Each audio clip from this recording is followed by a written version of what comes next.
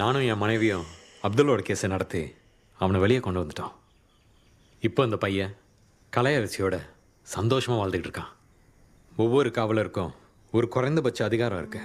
அந்த அதிகாரத்தை யாருக்காக பயன்படுத்த போறீங்கிறது தான் முக்கியம். எனக்கு இருந்த அதிகாரத்தை வச்சு அன்னைக்கு அந்த பையனை ஜட்ஜிக்கிட்ட பேச வச்சேன். அது ஒரு சின்ன உதவி தான், ஆனால் அது அவனுக்கு ஒரு பெரிய வாழ்க்கையை கொடுத்துருக்கு. இந்த சிஸ்டத்தோட அதிகார அமைப்புகள் பல்வேறு காலகட்டங்களில் எளிய மக்களுக்கு எதிராக தான் நின்று இருக்கு. இந்த அமைப்பில் நாமளும் ஒரு அங்கம் தான்.